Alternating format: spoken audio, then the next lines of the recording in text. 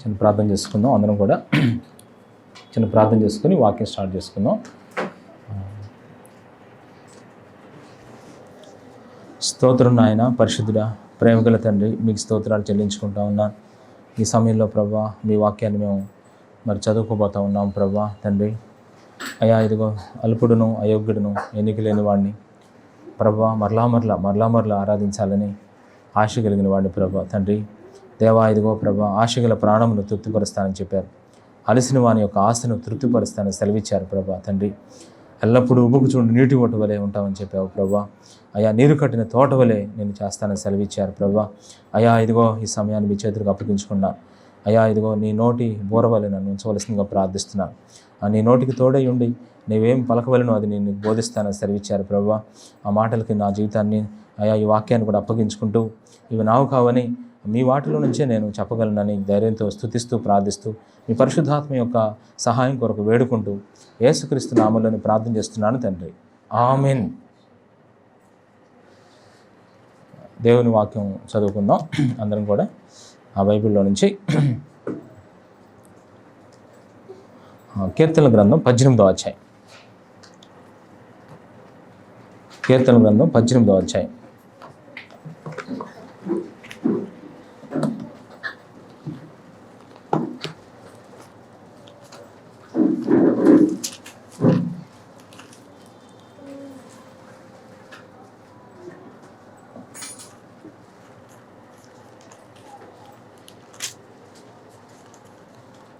తీశారు కదా?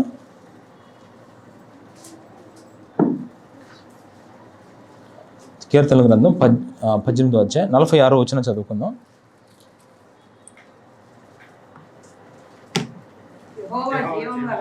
యెహోవా జీవము గలవాడు, నా ఆశ్రయ దుర్గమైన వాడు, స్తోత్రార్హుడు, నా రక్షణకర్త అయిన దేవుడు బహుగా స్తుతినందును గాక. చాలు. ఇక్కడ చూసారా, నా ఆశ్రయ దుర్గమైన వాడు స్తోత్రార్హుడు. ఈ మాటకి మనం అండర్లైన్ చేసుకున్నాం. స్తోత్రార్హుడు, స్తోత్ర అర్హుడు. స్తోత్రములకు దేవుడు ఎవరు చెప్పండి? అర్హుడు. స్తోత్రం స్తోత్రం స్తోత్రం స్తోత్రం అంటారు కదా అందరూ. స్తోత్రం అంటే అర్థం ఏంటో తెలుసా? నిజంగా దేవుణ్ణి ప్రశంసించడం అన్నమాట. దేవుణ్ణి ప్రశంసించడం అంటే దేవుణ్ణి పొగడటం. నిజంగా ఇప్పుడు మనం లోకంలో మనుషుల్ని పొగుడుతాం, దేవుణ్ణి కూడా పొగుడుతాం, డాక్టర్స్ని కూడా పొగుడుతామా లేదా? ఏంటో మనం డాక్టర్ని పొగడరా మీరు? డాక్టర్స్ని ఎంత బాగా పొగుడుతారో. డాక్టర్స్ని పొగుడుతాం, ఇంకెవరెవరిని పొగుడుతాం చెప్పండి? డాక్టర్స్ని పొగుడుతాం, మనుషుల్ని పొగుడుతాం, దేవుణ్ణి పొగుడుతాం, ఇంకా టీచర్స్ని కూడా మనం పొగుడుతాం. టీచర్స్ని కూడా, రాజకీయ నాయకుని, అది మెయిన్ పాయింట్. అసలు రాజకీయ నాయకుని ఎంత పొగుడుతామో తెలుసా? ఇప్పుడు తేడా ఉండాలా వద్దా?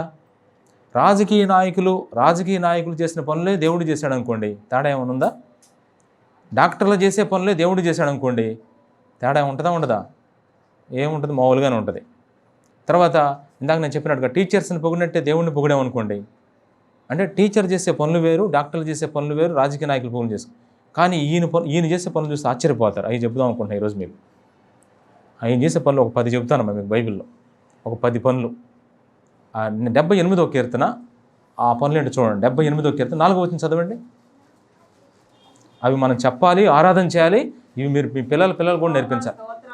యెహోవా స్తోత్రార్హ క్రియలను, ఆయన బలమును, ఆయన చేసిన ఆశ్చర్య కార్యములను దాచకుండా వాటిని వారి పిల్లలకు మేము చెప్పేదము. ఇక్కడ నేను అండర్లైన్ చేసుకోవాల్సింది ఏంటో తెలుసా?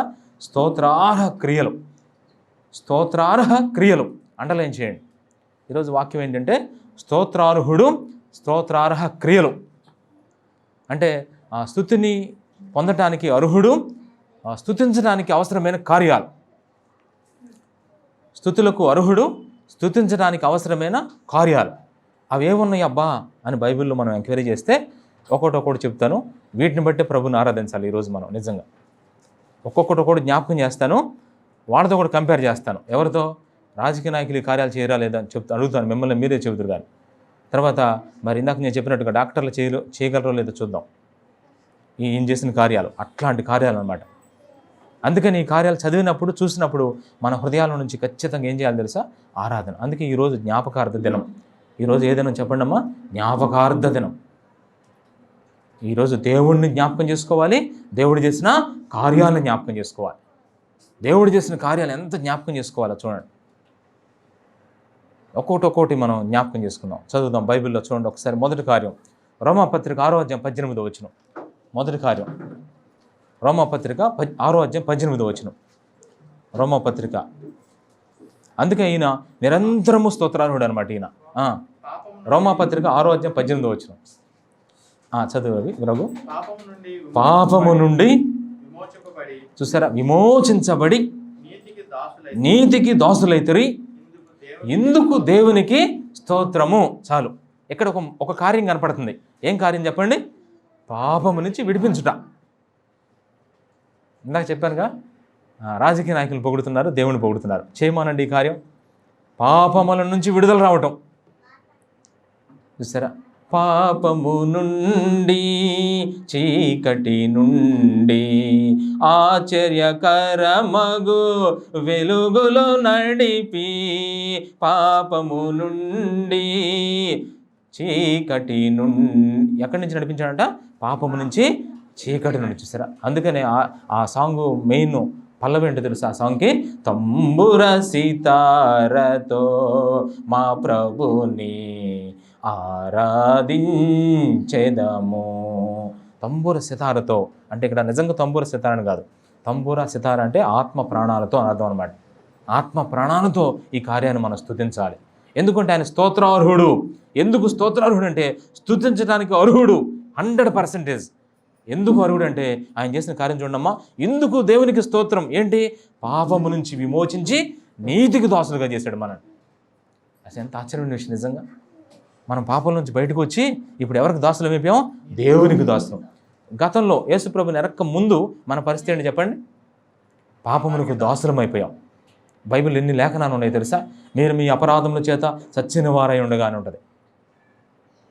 పాపములకు పాపము చేయువాడు పాపములకు దాసుడు. నిజంగా అబద్ధాలు ఆడటం, దొంగతనాలు చేయడం, మోసం చేయాలి, దానికి బానిసత్వం. ఎట్లా పడితే అట్లా చేసి వాడు చెప్పినట్టే వినేవాడు. ఇప్పుడు దేవుడు మనకు చేసిన కార్యం ఏంటి తెలుసా? ఆ పాపంలో నుంచి ఎట్లా విడిపించాడు దేవుడు తెలుసు కదమ్మా. నిజంగా ఒకటే మీకు గుర్తు, యేసుక్రీస్తు ప్రభువారు విడిపించాడు. ఎలా విడిపించాడు? సిలువలో యేసు ప్రభువారు మరణించడం ద్వారా. ఆ సువార్త మనం విన్నాం, రక్షించబడ్డాం. అద్భుతం. చూసారా, ఒకటి పాపము నుంచి విడిపించిన దేవా.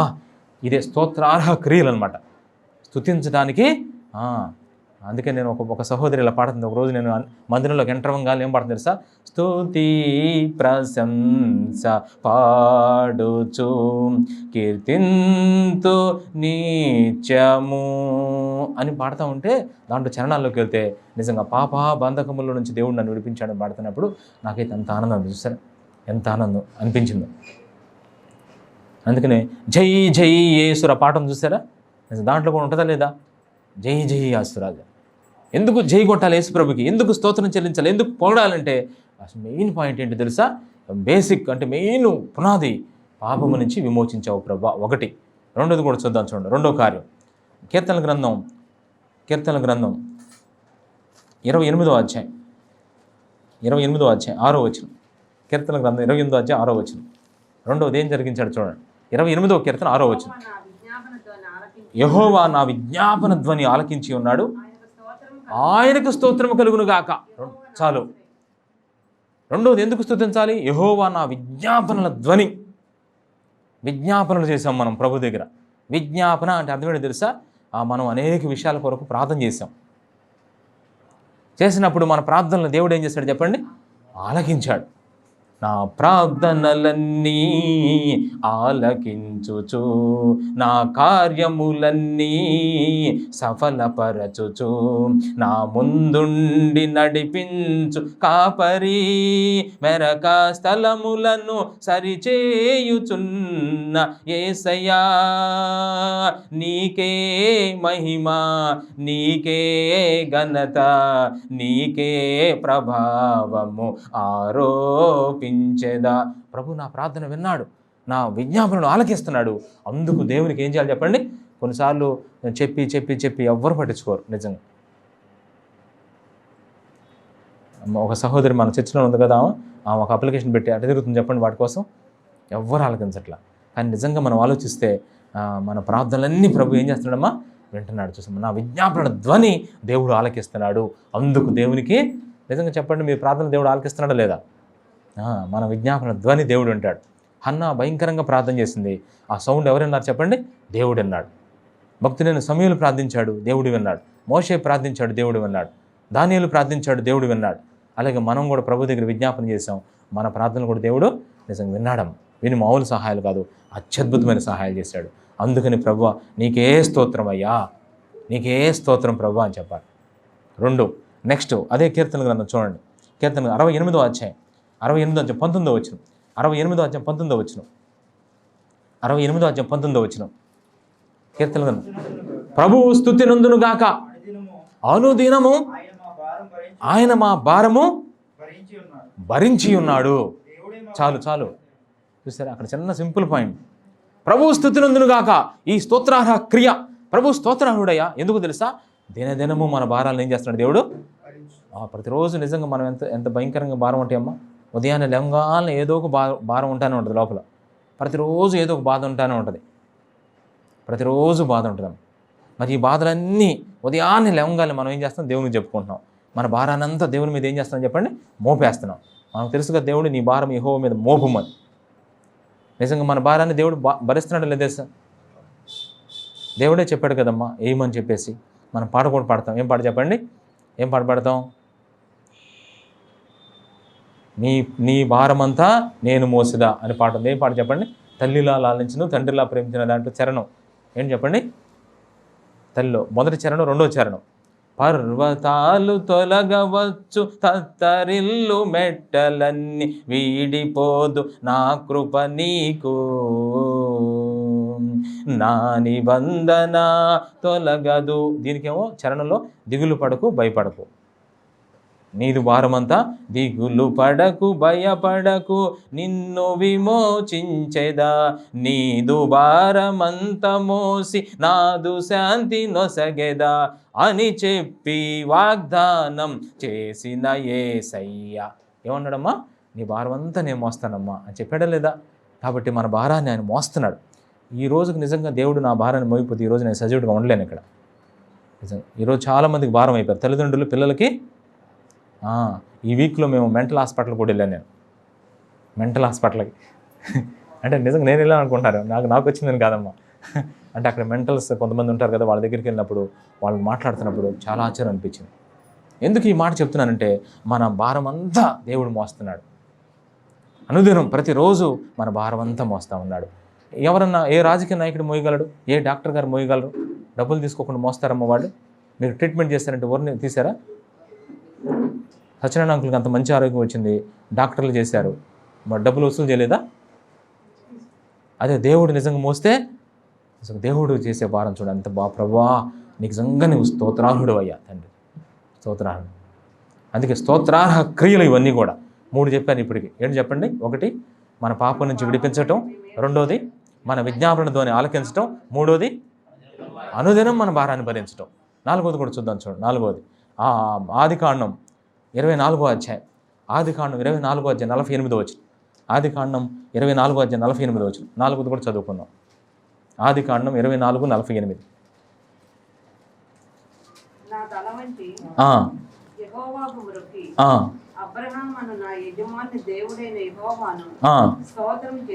చూసారా? స్తోత్రము చేసి తిని ఎలయనగా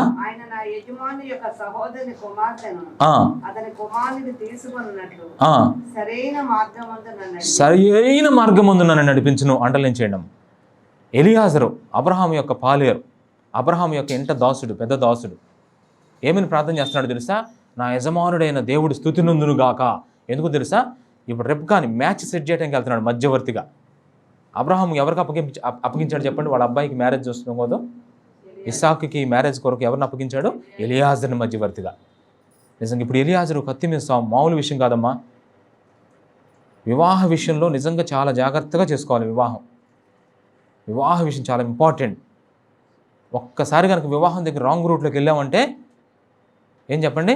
భార్య దొరికిన వారికి మేలు దొరికిన కాదు, భార్య దొరికిన వారికి తేలు దొరికిన అయింది. నిజంగా గుణవతి అయిన భార్య దొరుకుట అరుదు. ఒక ఆయన అన్నాడు, ధనవతి అయిన భార్య దొరుకుట. గుణవతి కోసం చూడాలి, ధనవతి కోసం చూడకూడదు. మనం ఒక్కసారి రాంగ్ స్టెప్ వేసామంటే ఇప్పుడు ప్రతి ఒక్కరు కూడా యవ్వనస్తు అవ్వంగాలు వెంటనే వివాహంకి వెళ్తారు కదా, అప్పుడు రాంగ్ రూట్స్లోకి వెళ్ళిపోతున్నారు చాలామంది. ఈరోజు మీరు చెప్పండి, ఎంతమంది రాంగ్ రూట్స్లోకి వెళ్తారా? సంసోను వెళ్ళాడా లేదు రాంగ్ రూట్లోకి? సంసోను వివాహంలో తప్పటడుగు వేశాడు.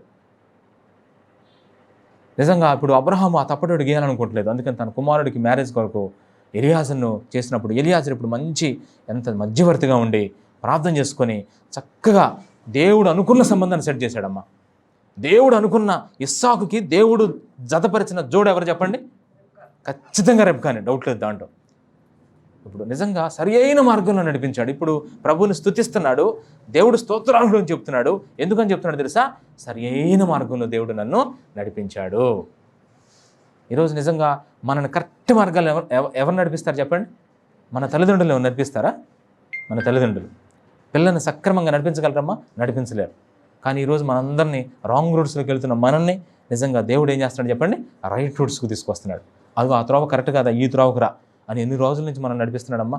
ఒక మంచి దారికి తీసుకొస్తున్నాడు, ఒక మంచి మార్గంలోకి తీసుకొచ్చి చక్కగా నడుచుకునే ఒక మంచి త్రోవలు మనకి ఏర్పాటు చేశాడు. అందుకే భక్తుడైన దావీదు అంటాడు, తన నామమును బట్టి నీతి మార్గములలో ఆయన నన్ను నడిపించుచున్నాడు. తన మార్గమును బట్టి మంచి మంచి మార్గాలు. ఇంతకుముందు మన మార్గాల్లో ఎంత ఫ్రాడ్ ఉండేదో, ఇప్పుడు మన మార్గాల్లో ఎంత మంచి ఉందో చూసారా? సరైన మార్గం ఏది సరైన మార్గం మనకు తెలియదు. అందుకు ప్రభు నన్ను చక్కగా నడిపిస్తున్నావయ్యా, నిజంగా నీకు వందనాలు ప్రభువా అని ప్రభుని స్తుతించాలి. ఇది 4వది. తర్వాత చూడండి. తర్వాత మొదటి సమూయేలు గ్రంథం 25వ అధ్యాయం 5వ స్తోత్రార్హ క్రియ కూడా చెప్తాను మీకు. 5వది మొదటి సమూయేలు గ్రంథం 25వ అధ్యాయం ఫస్ట్ 32వ వచనం చదవండి. మొదటి సమూయేలు గ్రంథం 25వ అధ్యాయం 32వ వచనం చదవండి ఫస్ట్. అందుకు దావీదు, నాకు ఎదురుపడుటకై నిన్ను పంపిన ఇశ్రాయేలు దేవుడని యెహోవా. అక్కడ ఆపి మళ్ళీ 39వ వచనం చదవండి. 39 యెహోవాకు స్తోత్రము కలుగును గాక. నాబాలు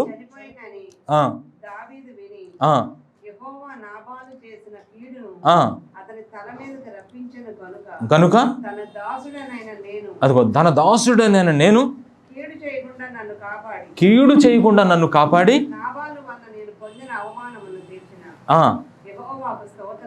చూసారా ఎందుకు ఇక్కడ స్తుతిస్తున్నా అంటే కీడు చేయకుండా ఆపాడు.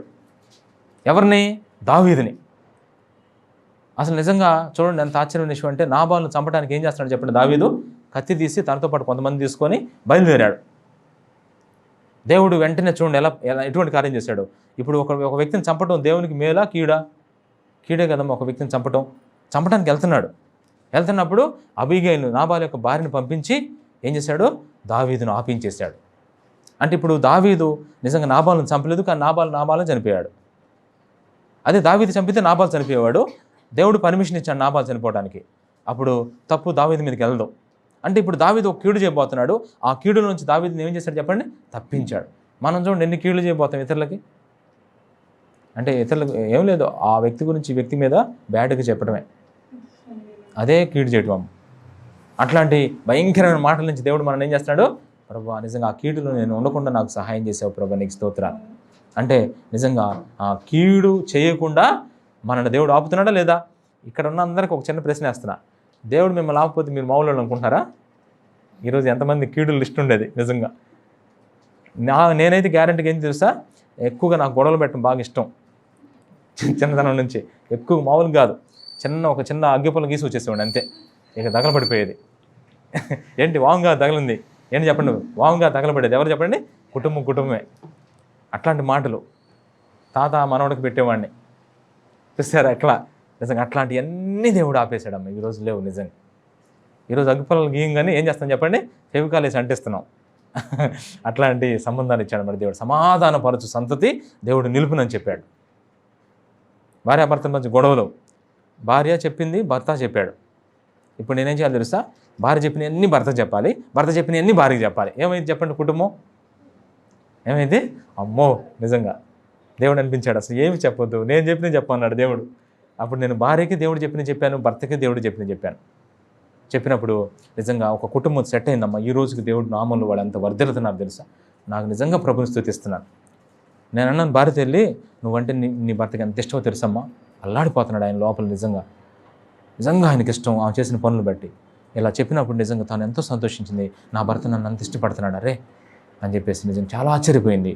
ఆ ప్రేమ నువ్వు తెలియదమ్మా, నీకు అర్థం చేసుకో. అందుకే మనం ఎప్పుడు కూడా కీడు చేయకుండా దేవుడు మనం ఏం చేస్తున్నాడు చెప్పండి, ఆపుతూ ఉన్నాడు. అందుకు దేవుని స్తుతించొద్దా? ఎవరు ఆపగలరు? డాక్టర్లు ఆపగలరా? రాజకీయ నాయకులు ఆపగలరా? మన బంధువులు ఆపగలరా? కానీ ఈ దేవుడు మనలో ఉండి ఆపుతూ ఉన్నాడు. అందుకు దేవునికి స్తోత్రము. ఇది స్తోత్రార్హీయ క్రియ 5వది. 6వది కూడా చూద్దాం చూడండి. 6వది కీర్తన గ్రంథం 124వ కీర్తన 124వ కీర్తన 6వ వచనం. 124వ కీర్తన 6వ వచనం. వారి పండ్లకు మనలను వేటగా అప్పగింపని యెహోవా స్తుతినందునుగాక. చాలు. ఇక్కడేంటో తెలుసా, వారి పండ్లకు. కొన్నిసార్లు మనుషులు మన మీద ప్రతాపాలు చూపించాలనుకుంటారు. మనుషులు మన మీద లెగుస్తారు పైకి. దావీదు మీదకి ఎవరు లెగిశారు? సౌలు లెగిశాడు. దావీదు మీదకి దోయోగు లెగిశాడు. దావీదు మీదకి షిమీ లెగిశాడు. మనుషుల భయాలు ఎక్కువ పడ్డాడు దావీదు. మనం మనుషులు అంటే చూడు ఎంత భయమో నిజంగా. దేవుడి కంటే కూడా మనుషుల భయాలు ఎక్కువ ఉన్నాయి మనకి. అమ్మో ఆమెమనుకుంటుంది, ఏమేమనుకుంటుంది, ఆయన ఏం చేస్తాడు, ఈయన ఏం చేస్తాడు. అందుకే చూసారా, మనుషులు కొన్నిసార్లు మన మీద అనేక మందికి నెగిటివ్ చెప్తారు. ఇప్పుడు మీరు ఇక్కడ కూర్చున్నారు, మీ మీద ఎవరన్నా ఒక వ్యక్తి నెగిటివ్గా చెప్తున్నాడు అన్నప్పుడు మీకు ఏమనిపిస్తుంది చెప్పండి అమ్మా, ఎంత బాధ కలుగుద్దో. వారి పండ్లకు, మనుషుల పండ్లు చూడండి ఎలా ఉంటాయో. మన మీద ఎన్ని చాడులు చెప్తారు, మన మీద ఎన్ని అబద్ధాలు చెప్తారు, మన మీద ఎన్ని మోసపు కబుర్లు చెప్తారు, ఉన్నవి లేనివి అన్నీ కావించుకొని చెప్తూ ఉంటారు. అవన్నీ చెప్తే ఎదుటి వ్యక్తి నమ్మేస్తాడు. ఎదుటి వ్యక్తి నమ్మేంగా నన్ను ఏం చేసుకుంటాడు చెప్పండి, అపార్థం చేసుకుంటాడు. అపార్థం చేసుకొని నా మీద ప్రేమ చూపించడు. ఏంటా ఇంతకుముందు బాగా పలకరించేవాళ్ళు ఇల్లు పలకరించట్లేదు, ఇటు చూసి అటు వెళ్ళిపోతున్నారు, అటు చూసి ఇటు వెళ్ళిపోతున్నారు, ఏంటి ఎందుకు జరిగిందబ్బా, తర్వాత అని చెప్పేసి వెళ్ళిపోతూ ఉంటారు. ఏంటి జరిగిందో అర్థం కాదు పరిస్థితి. కానీ ఎవరో చెప్పిన మాటలను బట్టి అట్లాంటి వారందరూ ఇలా నీ వెనక ఇంత నెట్వర్క్ జరుగుతుంది, నీ చుట్టూ వేసేసారు కాపు, నేను ఏదో ఒకటి చేయాలనుకుంటానని తెలిసిందనుకోండి, నాకు ఎలా అనిపిస్తుంది చెప్పండి. హృదయం ఎంత విదారకమే చూశారు. ప్రభువా ఇంకెవరు తప్పిస్తారా ఇటువంటి పరిస్థితి నుంచి, వాళ్ళతో ఎవరు మాట్లాడతారు ప్రభువా. ఆ మధ్యకాలంలో ఒక చిన్న గొడవ అయిన తర్వాత మళ్ళీ ఆ బ్రదర్ వచ్చి అంటున్నాడు, ఏమంటాడు తెలుసా, మిమ్మల్ని చాలా తప్పుగా అర్థం చేసుకున్నాం, మమ్మల్ని క్షమించండి అన్నాడు. వచ్చి మిమ్మల్ని చాలా తప్పుగా అర్థం చేసుకున్నాను అన్నాడు.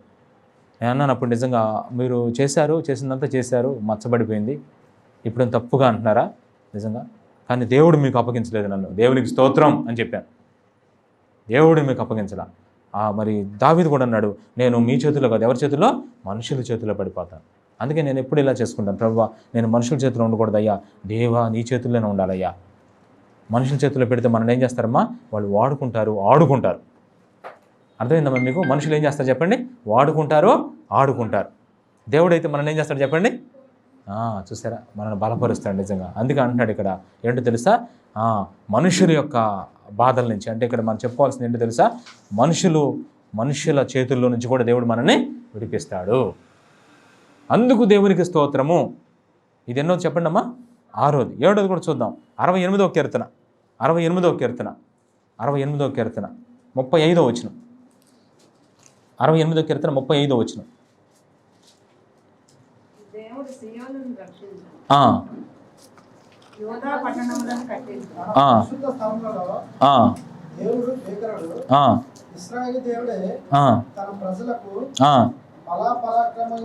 బల పరాక్రమములు అనుగ్రహించుచున్నాడు, దేవుడు స్తుతినందును గాక. 7వ పాయింట్ ఏంటో తెలుసా, ఇశ్రాయేలు దేవుడు వారికి బల పరాక్రమములు అనుగ్రహించుచున్నాడు. మనకు బలమును పరాక్రమం ఇస్తున్నాడు దేవుడు. మీకు ఒక విషయం తెలుసా, ఈరోజు మనం ఆత్మ సంబంధమైన బిడ్డలం కదా, మనం ఎవరితో పోరాడుతుంది అడుగునోడు చెప్పండి. మనం పోరాడేది ఎవరిదమ్మా, యేసుకుమార్ గారు? మనం ఎవరితో పోరాడుతున్నాం? మనం పోరాడేది ఎవరితో? తర్వాత నేను ఒకవేళ చెప్పలేకపోతే ఎవరిని అడుగుతాను. మనం పోరాడేది ఎవరితో? తర్వాత రాజు గారు, తర్వాత సులోచన సిస్టర్, మనం ఎవరితో పోరాడుతున్నాం? నేను అడుగును చెప్పండి. అప్పుడు దాకా సైలెంట్గా ఉండి ఎవరు మాట్లాడద్దు. మరి నేను అడుగును చెప్పండి. మామూలుగా విజయ్ కుమార్ గారు, దురాత్మల సమూహంతో. దురాత్మల సమూహంతో. ఏంటి అనగానే భయపడలేదండి మీరు? అరే ఎవరు మామూలుగానే ఉండారా? అసలు టైప్ అయింది, అటు చేశాడు దేవుడు, మరి బలం ఇచ్చాడు మనకి. అసలు అంటే అంతరాత్మ కాదు, దురాత్మ అంటే సాతాను ఆత్మ అనమాట. సాతాను ఆత్మ. అసలు ఇదివరకైతే పిల్లలు నిజంగా అమ్మో అనగానే వెంటనే గొప్ప చెప్పుగా కొనుక్కునేవాడు. సాతాను పేరు చెప్తే గడగడలాట్లా మనం. ఎందుకని చెప్పండి? దేవుడు మనకి సైతాన్ని ఎదుర్కొని ఏమి ఇచ్చాడు చెప్పండి? చూసారా? శక్తిని ఇచ్చాడు. చూసారా? సాతానుడు ఓడిపోయిన శత్రువు నిజంగా. అందుకని మనం చాలాసార్లు ఏం పడతాం తెలుసా? జయ జయ యేసు, జయ యేసు, జయ జయ క్రీస్తు, జయ క్రీస్తు, సాతాను గెల్చిన జయ యేసు, సాతానే ఓడెను జయ. సైతాన్ ఏం చేయలేడు వాడు. సాతాను మనం ఏం చేయలేడమ్మా. ఈ విషయం మీరు తెలుసుకోవాలి. సైతాన్ వల్ల ఏమీ కాదు. ఓ రోజు ఒక ఆయన చంపుతా గింపుతానని చెప్పేసి కత్తి తీసుకొని మా తాత దగ్గరికి వచ్చి అంటున్నాడు. కత్తి పొద్దునైన కత్తి, అది కూడా కత్తి తీసుకొని అట్టే కానీ నీ కత్తితో ఆ గొర్రె కూడా తెగదు పో అన్నాడు. ఆ గొర్రె తల కూడా తెగదు పో అన్నాడు. అసలు ఆయనకి ఎంత బాధేస్తుంది తెలుసా? ఇంత తీసుకుని ఇట్టాడంగానే ఒక చిన్న మాట చెప్పగానే ఆయనకి. ఇప్పుడు సాతానుడు మన దగ్గరకు వచ్చి ఏమంటాడు తెలుసా? నేను అది చేస్తా, ఇది చేస్తా, నీ భవిష్యత్తు చూడు, అది నీ పరిస్థితి చూడు, నీ అనారోగ్యం చూడు, నీ కాలు నొప్పి చూడు, నీ గ్యాస్ట్రిక్ ట్రబుల్ చూడు, నీ బీపీ చూడు, నీ షుగర్ చూడు, ఇట్లా అంటాడు. కొన్నిసార్లు షుగర్ ఇంగిన పెరుగుద్ది అనమాట. అనగా చూడు చూడు అంటాడు. అప్పుడంగానే అమ్మో అని పడిపోతావు. అప్పుడు నిజంగా అప్పుడు నువ్వు షుగర్ పెరగగానే ఏం పర్లేదు, అది నన్ను ఏమి చేయదు, అది నన్ను ఏమి చేయదు. సంతోషము గల మనస్సు ఆరోగ్యానికి కారణం. అంత పెరిగినా కానీ ఏమి చేయదు, వాడు పరారైపోతాడు. అట్లాంటి బలమును పరాక్రమాన్ని ఇచ్చాడమ్మా మనకు దేవుడు. సాతాన్ని ఎదుర్కొనే ఆ అంధకార ఆ మండలమందున్న ఆ వాయుమండల అధిపతి అయిన ఆ దురాత్మల సమూహాన్ని ఎదుర్కొనే స్టామినా, ధైర్యం, ఆ బలం, ఆ శక్తి, ఆ పరాక్రమం ఎవరిచ్చారో తెలుసా? దేవుడు మనకిచ్చాడు. దేవుడు. దురాత్మలతో పోరాడుతా ఉన్నాం. ఎన్ని దురాత్మలు ఉంటో తెలుసా? అసలు ఈ ప్రపంచం ఎన్ని కోటాను కోట్ల దురాత్మలు ఒక్కసారికి మన మీద అటాక్ అయినప్పుడు అవి మనల్ని ఏమీ చేయలేవు. ఎందుకంటే వాటిని ఎదుర్కొనే ఆ బలము, శక్తి ఎవరికి ఇచ్చారు చెప్పండి? దేవుడు వాక్యం చెప్తుంది, అందుకు దేవునికి స్తోత్రం కలుగును గాక. చూసారా? అందుకే మనం భయపడాల్సి ఉంటుంది. దేవుడు ఎన్ని మనకు ప్రొవైడ్ చేశాడో చూడండి. ఎవరు ఇవ్వగలరు నిజంగా? దురాత్మను ఎదుర్కొనే శక్తి ఎవరు ఇవ్వగలరు? మన ప్రభువు మనకి ఇచ్చాడు. అందుకనే ఆయన స్తోత్రార్హుడు అని చెప్పుకోవచ్చు క్లియర్గా. ఇప్పుడు ఇది ఎన్నోదమ్మ? ఇది 7వ, 8వది కూడా చూద్దాం. కీర్తన 31వ అధ్యాయం, 31వ కీర్తన, 8వది, 31వ కీర్తన, 21వ వచనం, 21వ వచనం. ప్రాకారము గల పట్టణములో యెహోవా తన కృపను ఆశ్చర్యకరముగా దేవుడు చూపి ఉన్నాడు, ఆయనకు స్తోత్రము కలుగును గాక. ఇక్కడ ఆశ్చర్యంగా ఉంటుంది దావీదు చెప్పిన ఈ మాట. ప్రాకారం గల పట్టణమే అది, ప్రాకారం గల పట్టణమే, కానీ దేవుడు తన కృపను ఆశ్చర్యంగా చూపించాడంట. ఇది తెలుసుకోవడం కోసం కొంచెం చెప్పాలి మీకు 2 పాయింట్లు ఇక్కడ. ప్రాకారం గల పట్టణం అంటే అర్థం తెలుసా? చుట్టూ గోడలు ఉన్నాయి, చుట్టూ గోడలని మధ్యలో దావీదు ఉన్నాడు. అమ్మయ్య, చుట్టూ గోడలు ఉన్నాయి కదా. ఆ ఊర్లో మరి వాక్యం కూడా నేను చూపించను కానీ మామూలుగా చెప్పేస్తాను. ఆ తర్వాత మీరు మొదటి సమూయేలు గ్రంథంలో ఉంటుంది ఈ మాట చదువుతారంటే మీ ఇష్టం. అయితే నేను చెబుతున్నాను. ఏముందో తెలుసా? కెయీలా అనే ప్రాంతం ఉందమ్మ, కెయీలా అనే ఊరు. ఆ ఊరు ప్రజలకి దావీదు సహాయం చేశాడు. చేస్తే ఆ ఊరు ప్రజలందరూ దావీదును ఆదరించారు, బాగా ఆదరించారు. కెయీలా పట్టణం ఎటువంటి పట్టణం తెలుసా? మరి చూస్తే బాగుంటుంది. మొదటి సమూయేలు గ్రంథం చూడండి. మొదటి సమూయేలు గ్రంథం 23వ అధ్యాయం 7వ వచనం చదవండి. ఇది ఒక్కటి చదవండి చాలే. ఆ తర్వాత మీరు చదువుకోండి. మొదటి సమూయేలు గ్రంథం 23:7. కెయీలా అనే పట్టణం ఎటువంటి? దావీదు కెయీలాకు వచ్చిన సంగతి సౌలు విని అదిగో ద్వారములను అడ్డుగడులు గల పట్టణములోనికి ప్రవేశించడని, అందులో మూయబడి ఉన్నాడని. చాలు. ఇప్పుడు దావీదు ఎక్కడున్నాడు? ఒక పట్టణంలో ఉన్నాడు. ఆ పట్టణం పేరు కెయీలా. ఎటువంటి పట్టణం అది? ఆ పట్టణానికి డోర్స్ ఉన్నాయా లేదా? ఆ పట్టణం అడ్డుగడులు ఉన్నాయా లేదా? అంటే అర్థం ఏంటి? ఆ పట్టణం చుట్టూ ఏముంది చెప్పండి? ప్రాకారం ఉంది. ఆ పట్టణానికి సెక్యూరిటీ ఉంది. ఆ పట్టణంలో ప్రజలు దావీదుకి సపోర్టివ్గా ఉన్నారు. ఇప్పుడు బైబిల్ ఏం చెప్తుందంటే దేవుని స్తుతిస్తున్నాడు దావీదు. ఎందుకో తెలుసా? ప్రాకారము గల పట్టణములో తన కృపని ఆశ్చర్యంగా చూపించాడు. ఎలా చూపించాడు? విచిత్రం చెప్పనా? ఇట్లాంటి అడ్డు గోడలు, అడ్డు గడిలో ఉన్న ప్రాకారం కలిగిన పట్టణంలో దావీదు ఉంటే ఏమనుకుంటున్నాడు తెలుసా? ఇంకేముంది, నేను సేఫ్టీగానే ఉన్నాను అనుకుంటున్నాడు. ఈలోపు ఈ ఇన్ఫర్మేషన్ కాస్త ఎవరికి చెప్పారు తెలుసా? సౌలుకు చెప్పేశారు. ఇప్పుడు సౌలు కొంతమంది తీసుకొని అనుకున్నాడంట, ఇక ప్రాకారం గల పట్టణం ఉన్నాడు, ఇక బయటికి వెళ్తానికి వీల్లేదు, ఇక వేసేయచ్చు దావీదు అంటున్నాడంట. అనుకొని ఇక సౌలు అక్కడి నుంచి బయలుదేరాడు. అప్పుడు నిజంగా ఆశ్చర్యంగా ఆ పట్టణంలో దావీదుకు దేవుడు ఎట్లా కృప చూపించాడు తెలుసా? ఆశ్చర్యంగా చూపించాడు. ఎవరో ఒక అతను అన్నాడంటే, ఎవరో తెలియని వ్యక్తి వచ్చి, అయ్యా అయ్యా మిమ్మల్ని సౌలు పట్టుకోవడానికి వస్తున్నాడు అంటే, అప్పుడు మోకరించి ప్రార్థన చేశాడంటే దావీదు, దేవుని తెలుసా, ప్రవ్వా సౌలు నన్ను పట్టుకోవడానికి వస్తున్నాడు, అతని చేతికి మరి వీళ్ళందరూ నన్ను నమ్ముకున్నాం, ఈ గోడలన్నీ ఉన్నాయి కదా, ఈ గోడలు నన్ను తప్పించగలవా, ఈ గోడల్లో ఉన్న ప్రజలు, ఈ ఊర్లో ఉన్న ప్రజలు నన్ను అప్పచెబుతారా అంటే, దేవుడు అన్నాడంట, ఖచ్చితంగా వాళ్ళు అప్పచెబుతారు, వాళ్ళని నమ్మేవు నువ్వు, వాళ్ళు నిన్ను అప్పచెబుతారు, ఆ గోడలు కూడా ఆగవు, వాళ్ళు వచ్చేసి నిన్ను పట్టుకుంటారన్నాడంట. అప్పుడు వెంటనే ఏం చేశాడు తెలుసా? ఇక మఖం మార్చేశాడు. వెంటనే అక్కడి నుంచి బయటికి వెళ్ళిపోయాడు. బయటికి వెళ్ళి సౌలు రాగానే దావీదు గాని పట్ల ఇప్పుడు దావీదుని దేవుడు తప్పించాడా లేదా? ప్రాకారం గల పట్టణంలో ఆ కెయీలా ప్రజలు తప్పించలేదు, ఆ కెయీలా చుట్టూ ఉన్న ప్రాకారాలు తప్పించలేదు, కానీ ఎవరు తప్పించారు? అదిగో విచారణ చేసినప్పుడు దేవుడు తనకు ఆశ్చర్యంగా చూపించాడు. తీరా సౌలు చేతులకి ఏడు దావీదు చెప్పారు కంటారు మీరు, చెప్పారుగా, ఇక్కడ అసలు అడ్డుగోడలు ఉన్నాయి, ప్రాకారం ఎట్లా తప్పించుకున్నాడంటే అదే కృప. దేవుడు ఒక మార్గాన్ని తెరిచాడు, ఆ మార్గంలో నుంచి బయటికి వెళ్ళిపోయాడు. ఆశ్చర్యంగా చాలాసార్లు మన జీవితాల్లో కూడా మన దేవుడు చూడండి కొన్నిసార్లు ఎలా తప్పిస్తున్నాడు ఆశ్చర్యంగా. ఒకసారి మీరు చెప్తున్న సాక్ష్యాలు ఆశ్చర్యంగా ఉంటుంది.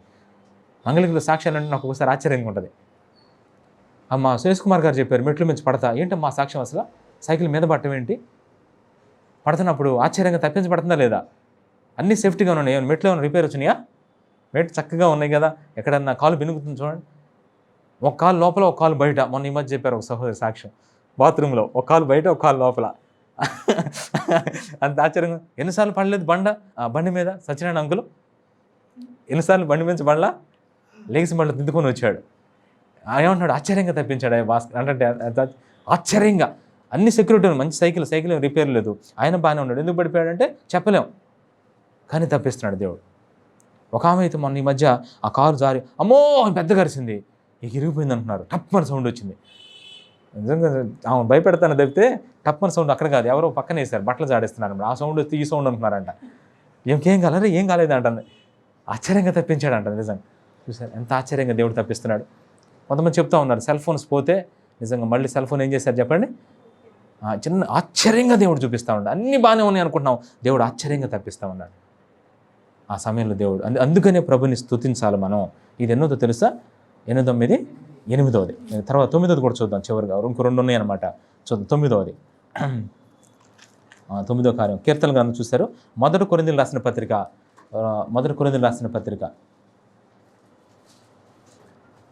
15వ అధ్యాయం 57వ వచనం. 15వ అధ్యాయం 57వ వచనం. మొదటి కొరింథీ 15:57. 15వ అధ్యాయం 57వ వచనం. అయినను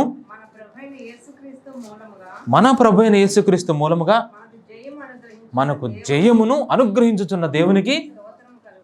ఇది ఇట్లాకే పెట్టి మళ్ళా కొరింథీయులకు రాసిన 2వ పత్రిక, దీన్ని 2 జాయిన్ చేయాలి. 2 కొరింథీయులకు రాసిన పత్రిక 2వ అధ్యాయం 14వ వచనం. 2:14. మా ద్వారా ప్రతి స్థలమందును కనపరచుచు ఎల్లప్పుడూ విజయోత్సవంతో ఊరేగించుచున్న దేవునికి స్తోత్రము. మనకు నిజంగా ఒక విశ్వాసికి జయం అప్పుడప్పుడు కాదమ్మా. విశ్వాసి విజయ జీవితం జీవించాలంటే అప్పుడప్పుడు కాదు, ఆదివారం మాత్రమే జయ జీవితం జీవించడం కాదు. మనకి జయం అనేది ఎప్పుడు ఇచ్చాడు చెప్పండి? రోజు మనం జయం పొందాలి, రోజు మనం జయ జీవితం జీవించాలి. ఇచ్చాడు దేవుడు. ఆయన మూలంగా మనకి ఎన్ని విషయాలు జీవిస్తున్నాడు, ప్రతిరోజు మనకు జయం వేస్తున్నాడు. అపవాదికి నాశనం, మనకేమో విజయం. ఎవరి మూలాన? యేసుక్రీస్తు మూలాన. ఎన్నిట్లో మనకి విక్టరీ ఇస్తున్నాడు చూడండి. ఆ ప్రభు అందుని బట్టి నీకు వందనాలయ్యా. నిజంగా ఏమేమి విషయాలు మరి ఒక లిస్ట్ ఒకటి ఉంటుంది. రోమపత్రిక 8వ అధ్యాయం చదువుతులే కానీ, హింసలు, కరువులు, ఉపద్రవాలు. అందుకే పౌలు గారు అంటాడు అపాయాలు వచ్చినాయి, కానీ దేవుడు ఏమిస్తున్నాడు చెప్పండి? ఉపాయం ఇస్తున్నాడు. మరి పడద్రోవి పడుతున్నాం, తిరిగి మళ్ళీ దేవుడు ఏం చేస్తున్నాడు? లేపుతున్నాడు. సాతానుడు ఒక వేలో వస్తున్నాడు, మనకిచ్చిన విజయాన్ని చూసి ఎటు వెళ్ళాలో తెలియక 7 మార్గాలు గుండా పోతున్నాడంట. ఒక మార్గాన్ని వచ్చి 7 మార్గాలు గుండా వెళ్తున్నాడంట. అంటే వచ్చిన మార్గం అతను తెలియట్లా, అందుకే 7 మార్గాలకు వెళ్ళిపోతున్నాడు. అంటే శత్రుని యొక్క క్రియలను ఏం చేస్తున్నాడు? మన ముందు చెల్లాచెదరు చేసేసాడు. అంటే ఎల్లప్పుడూ మనకు జయం అనుగ్రహిస్తున్నాడు దేవుడు. చూసారా? జయశీలుడా మా యేసయ్యా, మృతిని గెలచి లేచిన విజయశీలుడా. ఒక పాటను, ఇంకో పాట ఉంటుంది ఏంటో తెలుసా? ఒక పాట జయశీలుడా, ఒక ఓ మా ప్రభువా చూసా జయగీతము పాడేదను. ఎన్ని జయాలు దేవుడు మనకిస్తున్నాడో చూడండి. అన్నిటి మీద, లోకం మీద మనకు జయం ఇచ్చాడా లేదా చెప్పండి. లోకం మీద జయం వచ్చిందా లేదా? రెండోది మరి శరీరం మీద జయం వచ్చిందా లేదా? శరీరం మీద జయం. తర్వాత అపవాది మీద జయం వచ్చిందా లేదా? ఆచారాల మీద జయం వచ్చిందా లేదా? అన్నిటి మీద జయం అనుగ్రహిస్తున్నాడు. అబ్బా ప్రభువా నీకే వందనాలయ్యా. ఇది 9వ. ఇక ఫైనల్ పాయింట్ చెప్తున్నాను చూడండి. 10వది చదవండి. కొరింథీయులకు రాసిన 2వ పత్రిక. ఇదే చాలాసేపు చెప్పాలి అసలు. చివరి పాయింట్ కొరింథీయులకు రాసిన 2వ పత్రిక 9వ అధ్యాయం 15వ వచనం. 9వ అధ్యాయం 15వ వచనం. అందరూ కొరింథీయులకు రాసిన 2వ పత్రిక 9వ అధ్యాయం తీయడం అందరూ. కొరింథీయులకు రాసిన 2వ పత్రిక 9వ అధ్యాయం చూడండి. దేవునికి ఎంత స్తుతించాలో. 15వ వచనం. చెప్ప సఖ్యము కాని ఆయన వరమును గూర్చి. ఈ మాట అర్థమైతే నిజంగా మీరు ఎంత ఆరాధన చేస్తారు ప్రభుని ఈరోజు. 15వ వచనం కొరింథీయులకు రాసిన 2వ పత్రిక 9వ అధ్యాయం 15వ వచనం. చెప్ప సఖ్యము కాని ఆయన వరం అంటే ఇక్కడ దీని అర్థం ఏంటి తెలుసా? క్లియరెన్స్ భాషలో వివరించడానికి సాధ్యం కానీ ఆయన ఉచితమైన బహుమతి అని ఉంటుంది అనమాట. ఇంకా తెలుగు గ్రాంధిక భాషలో ఇది కొంచెం లిబరల్గా ఉంటుంది. ఇంకో బైబిల్ ఉంటుంది చూసారా, ఇది మామూలు బైబిల్ తెలుగు. ఇంకా కొంచెం అర్థం చేసుకునే బైబిల్ ఉంటుంది ఒకటి. దాంట్లో చదివితే ఇలా ఉంటుంది. ఏంటో తెలుసా? వివరించడానికి సాధ్యం కానీ ఆయన ఉచితమైన బహుమతిని బట్టి దేవునికి స్తోత్రము.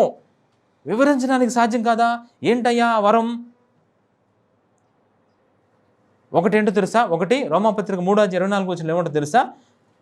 క్రీస్తు యేసునందు ఉచితముగా మనం ఎలా తీర్చబడుతున్నాం చెప్పండి? ఉచితముగా నీతిమంతులు మనం తీర్చబడుతున్నాం. నీతిమంతులుగా తీర్చబడడం వివరించడానికి ఏంటమ్మా అసలు ఈ మాట ఎలా ఉంది చూడండి. నీతిమంతులుగా తీర్చబడటం ఏంటి అసలు? ఇప్పుడు అగస్టిన్ భక్తుడు ఎంత పాపి, ఇప్పుడు పరిశుద్ధుడైన అగస్టిన్ అంటున్నారు. ఎంత ఆశ్చర్యంగా ఉంది ఇది. పరిశుద్ధుడైన అగస్టిన్ అంటే పాపి ఏమయ్యాడు చెప్పండి? పరిశుద్ధుడిగా మార్చబడ్డాడు. ఒక పాపి నీతిమంతుడిగా మార్చబడ్డాడు. అసలు ఈ ఎలా మార్చబడ్డాడు? ఏమైనా డబ్బులు చెల్లించాడా? డబ్బులు ఏం చెల్లించాలా? ఉచితంగా మార్చింది ఎవరు? దేవుడు. అబ్బా అందుకే చెప్ప సఖ్యమను కానీ ఆయన వరం. ఎందుకంటే నన్ను నీతిమంతుడిగా తీర్చేశాడు దేవుడు. అయ్యా నిజంగా నువ్వు స్తోత్రార్హుడు. ఎవరు తీర్చగలరమ్మా నన్ను? నిజంగా ఎవరు? నా షర్టు మీద దుమ్ముంటే తులపగలరు ఎవరన్నా? నా షర్టును బాగా ఉతకగలరు. నన్ను ఉతకమనండి. అంటే నాలో ఉన్న మడ్డి అంతా పోగొట్టమనండి, నాలో ఉన్న మునికంతా పోగొట్టమనండి.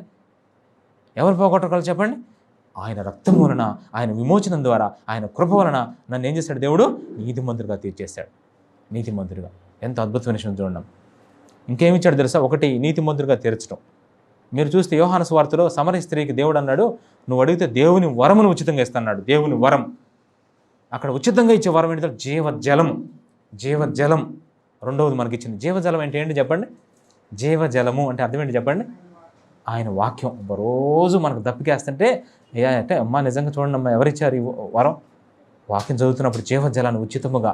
అబ్బా చెప్పనా సఖ్యమును ప్రభా, నీ వరం ఈ వాక్యంలో ఉందయ్యా, ఇటువంటి వాక్యాన్ని నాకు ఇచ్చావు, నీకు వందనాలు ప్రభా అని ప్రభుని మనం ఏం చేయాలమ్మా? అందుకే నీ వాక్యము నా పాదములకు దీపమును త్రోవకు వెలిగాను. 119వ కీర్తనలో 5వ వచనం చదివితే మీకు అక్కడ క్లియర్నెస్ ఒక మాట ఉంది. 119:56 చదవండి. 119:56 దావీదు అంటున్నాడు వాక్యం గురించి. 119:56 చదవండి ఒకరు. 119వ కీర్తన 56వ వచనం. ఇదే నాకు వరం, నీ ఉపదేశమే నాకు వరం. అంటే దీని అర్థం ఇండైరెక్ట్గా చెప్పాలంటే నీవు ఇచ్చిన వాక్యమే నా వరమయ్యా, ఇదే నాకు వరముగా దయచేయబడి ఉన్నది. వాక్యం గురించి మనం ఇతరులకు చెప్పాల్సి వస్తే నిజంగా ఎంతవరకు చెప్పగలం?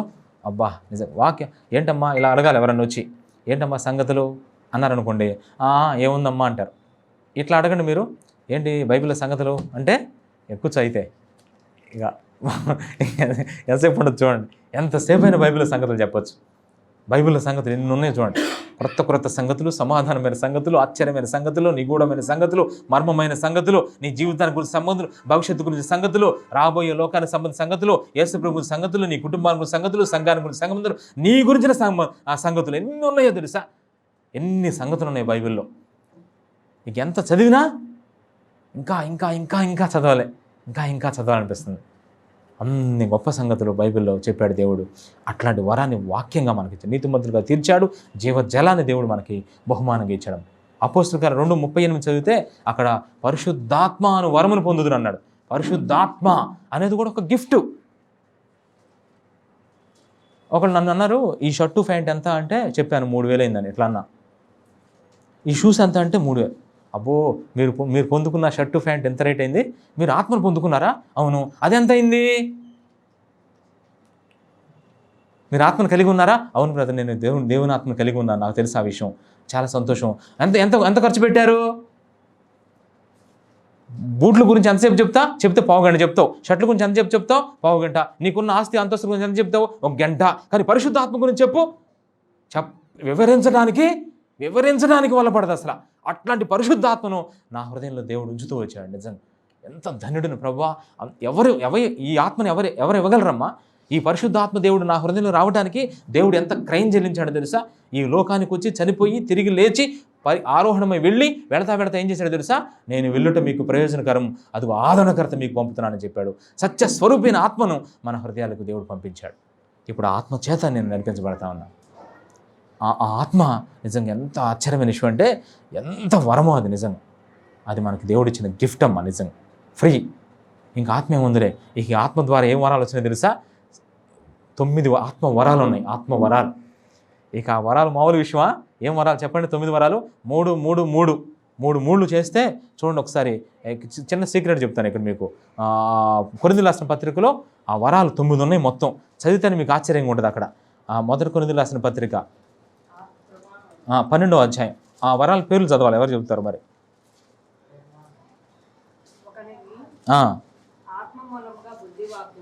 వీటిని మీరు కావాలంటే చదువుకోండి. నేను వీటిని 3 మూళ్ళుగా విడగొడుతున్నా. 3 మూళ్ళుగా. ఇక్కడ చూడండి. ప్రవచన వరం, భాషలతో మాట్లాడేవారం, భాషలకు అర్థం చెప్పేవారం. 6లో 3 తీసి 9లో 3 తీసా బయటికి. ఏం వరాలు చెప్పండి అవి? ఏం వరాలు? ప్రవచన వరం, భాషలతో మాట్లాడే, భాషలకు అర్థం చెప్పేవారం. నిజంగా ఎంత బాగున్నాయి చెప్పండి ఈ వరాలు. ఇవేంటో తెలుసా? సంఘానికి ఉపయోగం. దైవావేశంతో చెప్పే అనమాట. దేవుని యొక్క ఆవేశంతో చెప్పే వరాలు ఇవి. అప్పుడు పరిశుద్ధాత్మ దేవుడు నింపుతూ ప్రవచిస్తారు. కొంతమంది భాషలతో మాట్లాడతారు, కొంతమంది భాషలకు అర్థాలు చెప్తారు. ఇది దైవావేశంతో చేసే పనులు అనమాట ఇవి. మనుషుల ఆవేశంతో. నాకు కనుక కోపం వచ్చిందనుకో ఏం చేస్తావు? గ్లాసు పగిలిద్ది. కానీ దేవునికి ఆవేశం వచ్చిందనుకోండి, అది ఆత్మీయ ఆవేశం అనమాట. ప్రవచిస్తాడు దేవుడు. ఓ సహోదరుడా, నువ్వే ఇప్పుడు పాపం చేసి వచ్చావు అని చెప్తాడు ఖచ్చితంగా. ఇవి 3 దైవావేశంతో చేసేవి. ఇంకో 3 ఉన్నాయి తెలుసా? అవేంటో తెలుసా? విశ్వాసము, స్వస్థత, అద్భుతాలు. విశ్వాసం అనేది వరం, స్వస్థత, అద్భుతాలు చేసే వరం. ఇవేంటో తెలుసా? ఇవి సంఘానికి శక్తినిస్తాయి. సంఘానికి ఎంత శక్తినిస్తాయి తెలుసా? మీ సంఘంలో ఎంత బాధ వచ్చినా, అరే మా సహవాసంలో ఒక చిన్న వాన పడితే చర్చికి రారండి. ఒక చిన్న వాన పడితే చర్చికి రారు. ఏం విశ్వాసం? వాళ్ళ విశ్వాసం ఎట్లా ఉంది చెప్పండి ఈ మాట. వర్షం పడితే రారా? ఏం విశ్వాసం మా విశ్వాసం? ఒక చిన్న పరీక్ష, ఒక చిన్న శోధన, ఒక చిన్న శ్రమ వస్తే చర్చికి రారండి.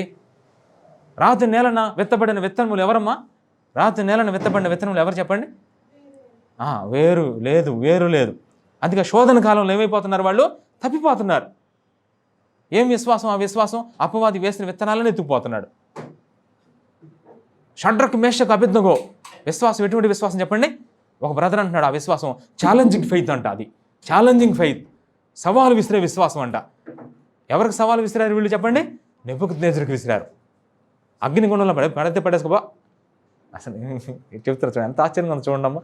అదిగో ఈ విశ్వాసం శక్తిని ఇస్తుంది. ఇప్పుడు షడ్రక్, మేషక్, అబేద్నెగో గురించి చెప్తే మీకు శక్తి రావట్లేదా? ఎవరన్నా మిమ్మల్ని చర్చికి వెళ్ళామంటే నేనేం చేస్తాను చూడన్నారు. అప్పుడు నేను షడ్రక్, మేషక్, అబేద్నెగో గురించి వాడుతున్నా. ఆయన చూడండి, అప్పుడు నీకు శక్తి వస్తుందా లేదా? అది విశ్వాసం అంటే అది నిజంగా.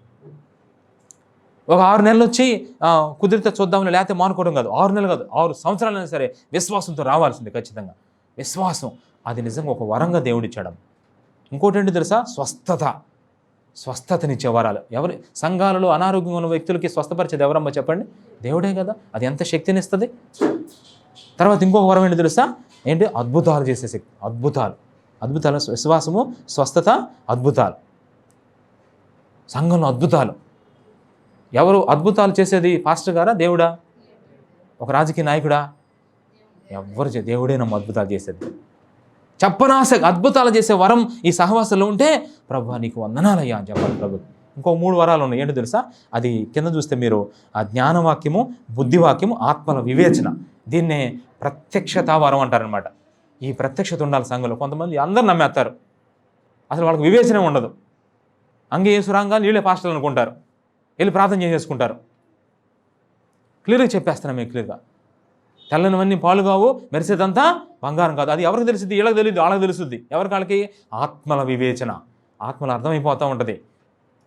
ఈ మాటలు డబ్బుల కోసం చెప్తున్నాడా, ఈ మాటలు ఆత్మ రక్షణ కోసం చెప్తున్నాడా అని ఈజీగా అర్థమైపోద్దమ్మా మనకి. అది అందరు కాదు. ఆత్మల వివేచన మీకుంటే నిజంగా ఆ వరాన్ని గురించి దేవునికి ఏం చేయాలి చెప్పండి? ప్రభువా నీకు వందనాలయ్యా. కొంతమంది బ్రహ్మపరిచే ఆత్మలు ఉన్నారు, కొంతమంది ఇదిగో మమ్మల్ని మభ్యపెట్టే ఆత్మలు ఉన్నారు, కొంతమంది షో చేసేవాళ్ళు ఉన్నారు, వేషధారులు ఉన్నారు. ఎవరు వేషధారులు, ఎవరు సరైన వాళ్ళు, ఎవరు సరిగా నిలబడతారు, ఎవరు మనుషులు మాట అంటారు, ఎవరు మనుషులు బట్టి ఆగిపోతారు, అందరూ దేవుడు తెలుసు. అంతా కూడా ఆ వివేచన దేవుడు మనకి ఇస్తాడమ్మా ఖచ్చితంగా. అది ఆత్మల వివేచన. బుద్ధివాక్యం, కొంతమందికి బుద్ధివాక్యం ఏంటి తెలుసా? కరెక్ట్గా ఆ సమయాన్ని తగినట్టుగా వాక్యం చెప్తారు. వాక్యం అంటే రోగం ఒకటి ముందు ఒకటి వేస్తారా చెప్పండి? ఆ రోగానికి అదే ముందు వేయాలి. కరెక్ట్గా సూటబుల్గా వాక్యం చెప్తారు కొంతమంది, దాన్ని బుద్ధివాక్యం. ఆ వాక్యం నిజంగా ఆ చెప్పే మంచి మనసు దేవుడిస్తే అది నాకు, మీరు కాదు, నాకు కాదు, ఎవరిచ్చారు? దేవుడిచ్చాడు. ప్రభువానికి స్తోత్రాలు. ఇంకో వారు జ్ఞానవాక్యం. జ్ఞానవాక్యం అంటే అర్థం ఏంటి తెలుసా? నిజంగా పరిస్థితులు అర్థం చేసుకుని వాక్యం చెప్పాలి. పరిస్థితులను అర్థం చేసుకోవాలి, ఆ సిచ్యువేషన్. ఇప్పుడు రఘు బాధపడతా ఉన్నాడు, నేను వెళ్ళి నీ పాపం నిన్ను పట్టుకున్నానన్న, నీ పాపం నిన్ను పట్టుకుందని చెప్పా. అప్పుడు ఎలా ఉంటుంది చెప్పండి తనకి? అది జ్ఞానవాక్యం అవదమ్మ, అది జ్ఞానవాక్యం. ఇవి సంఘానికి ప్రత్యక్షతనిచ్చే వరాలు. ఇవన్నీ వరాలే, ఆత్మ వరాలు. ఇది చెప్పనా సఖ్యమును. ఈ వరాలన్నీ దేవుడు ఉచితంగా ఇస్తున్నాడా, డబ్బులు పెడితే ఇస్తున్నాడా? నిజంగా సంఘానికి ఇచ్చే వరాలను బట్టి దేవుడిని ఏం చేయాలమ్మా? ఎంత స్తుతించాలో. చూసారా ఎంత స్తుతించాలి. ఇంకెక్కువగా చెప్పదలుచుకోలేదు, ఎందుకంటే టైం అయిపోతుంది కాబట్టి గుర్తుపెట్టుకోండి. ఇప్పుడు చెప్పండి అమ్మ, 10 స్తోత్రార్హ క్రియలు. మన దేవుడు స్తోత్రార్హుడు. స్తోత్రార్హ క్రియలు ఎన్ని ఉన్నాయి చెప్పండి? మొత్తం 10. ఒకటి చెప్పండి. 1 పాపము నుంచి విడిపించుట. 2వది మన విజ్ఞాపన దేవుడు ఆలకించటం. 3వది మన భారాన్ని రోజు మోయటం. 4వది మనల్ని సరైన మార్గంలో పెట్టడం. 5వది కీడు చేయకుండా మనం ఆపటం. ఇది ఎన్నోది? కీడు చేయకుండా ఆపటం. 5వది. 6వది మనుషుల చేతుల నుంచి మనం విప్పించడం. 7వది మనకు బలమును పరాక్రమం అనుగ్రహించడం. 8వది ఆశ్చర్యమైన కృపను మన పట్ల చూపించడం. అన్ని ఉన్నా సరే. 9వది మనకు అన్ని విషయాల్లో ఎల్లప్పుడూ జయాన్ని ఇవ్వటం. ఇక 10వది ఇక వివరించడానికి సాధ్యం కాదు, ఈ విషయం మామూలు కాదు, టైం కూడా సరిపోదమ్మా. నిజంగా ఎంత గొప్ప వరాన్ని దేవుడు మనకి ఇచ్చాడమ్మా. అందుకు దేవునికి స్తోత్రము అని చెప్పాలమ్మా. చూసారు ఇన్ని గొప్ప మరి స్తోత్రార్హ క్రియలు స్తోత్రార్హుడైన యేసుక్రీస్తులో ఉన్నాయమ్మ. ఆయన మన కొరకు ఈ లోకానికి వచ్చి చనిపోయాడు. ప్రభువుని బట్టి స్తుతిద్దాం, ఆరాధన చేద్దాం.